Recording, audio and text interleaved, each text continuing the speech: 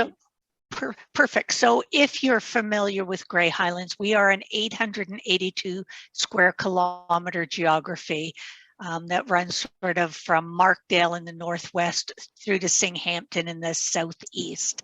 Big geography, two major settlement areas, and I use the word major very lightly. We've got Flesherton and Markdale as our two biggest communities, and then a bunch of little villages and hamlets that dot the landscape. Probably one of our biggest things that we have discovered is that, well, and I think you all know, the Beaver Valley, which is part of the Niagara Escarpment, is sort of right in the middle. It's the geographic corridor of our region. That area has lots and lots of green space, protected areas. There's land there owned by the conservation authorities, by the Ministry of Natural Resources.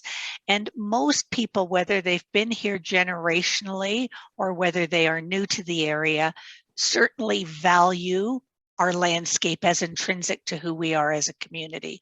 So I think that's kind of an undisputed thought. We all know that. Of note, particularly in the over 11,000 hectares of lands in the 40-kilometer corridor that is the Beaver Valley in Grey Highlands. Over 11 of the 11,000 acres, over 3,330 hectares are lands that are in public domain. So whether owned by those conservation areas, the ministry, et cetera. So there's a lot of publicly available lands for general public use. So 3.5 years ago, the municipality started looking at economic development and how we were going to strategically approach growth, because whether we want it or not, growth is on the way. We knew this pre-COVID, and once COVID hit, we were able to exponentially see the increase in people like you, Claire, moving from the big cities to rural areas. And many of them came because, yes, we can talk about real estate prices, but they also came because they valued, I think, the rural values that we hold here. When COVID started in 2020, in March of 2020, we had already been aware of these trends, but as I said, they increased. And we started to look at how we were going to support our business community sort of in this transition and what the future of Grey Highlands looked like from a business attraction perspective.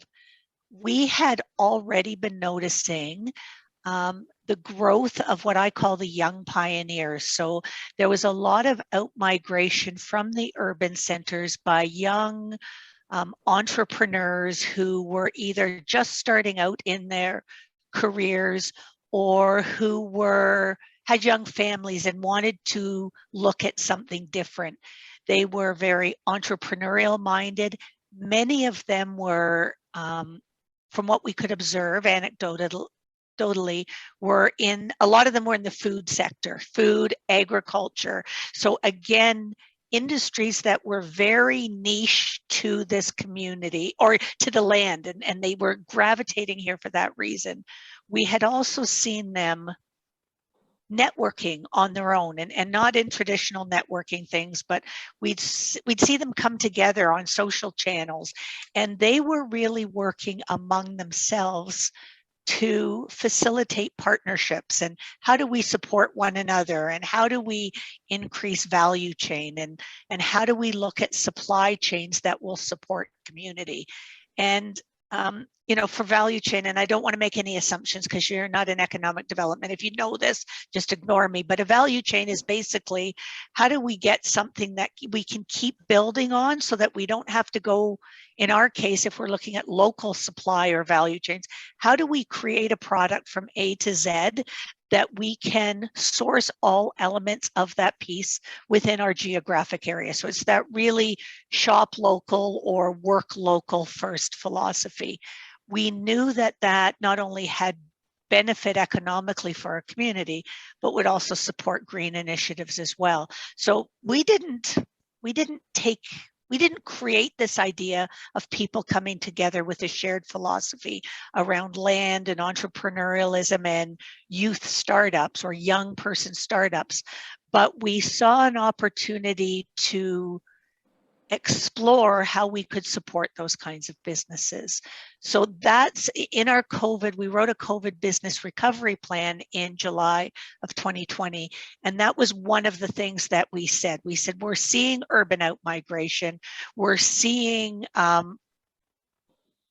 people very interested in land and green initiatives and small scale business development.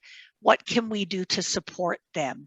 And as we've done more community visioning around the entire Grey Highlands area, we know that the community isn't looking for us from a business perspective to attract big mega manufacturing plants that, you know, employ 300 people. First of all, that's not the way economic development is. Having a car manufacturer used to be economic development, you know, 40, 50 years ago. It was a sign of success. That doesn't happen anymore, or it's much harder to. But secondly, the feeling was that that doesn't support the value system and the fabric of our very community here. So these green niche micro businesses are critically important to us. I don't want to say it's just about agriculture, but they are a big piece of it because our primary industry still is agriculture. We have, you know, a lot of farmland that is being farmed, and not in a big corporate 10,000 acre farm, but small independent farms that are still thriving and making a living on agriculture. So that's really how we started this. And we thought, okay, through conversations, part of our work now is working with our existing business community to understand what types of businesses we could work with them with to attract, what pieces of the puzzle in that supply chain piece are missing. And I'll use an example. We have a lot of Mennonite farms who are doing small scale manufacturing on their farms, and they provide a lot of distinct elements. You know, they're in metal fabrication and wood fabrication, in plastic fabrication. And we started to look at, well, what if we wanted to look at, and I'll just throw it out there as an idea, building tiny homes, because we know people are looking for smaller footprint homes. That we think is an opportunity, because we found that a lot of people don't want the big 2,500 square foot homes anymore. There's still a market for that, but certainly the younger generation are looking for smaller footprints where they can have a place to call their own, but they aren't a slave to a big mortgage, and they want to be able to get out and take advantage of those outdoor recreational attributes that we have here. So we've been saying, okay, so what if we were interested in fabricating tiny homes in here? Do we have somebody who could make roof joists? Do we have somebody who could put in flooring? And if you take that model and take it into other sectors, if we can find out what gaps are missing to increase that local supply chain, then we can attract those kind of businesses, or hope to attract those, to support the businesses that are already here, and to make sure that we're helping to develop a future that our community wants. We always say that growth is going to come, especially right now, and you can either have it thrust upon you and it just becomes what it is and you have no choice in it, or you can help shape the destiny of what you want that growth to look like. And we really aren't doing anything innovative other than listening to the businesses that are out there and trying to attract other like-minded businesses that would be kindred spirits and support what they're already doing. And in a nutshell, that's kind of where we're at with it. Very preliminary. We are working on a new economic development strategy right now, but we've also got a number of initiatives that are going on. They're looking at some redevelopment in the Beaver Valley related to the former Talisman Resort.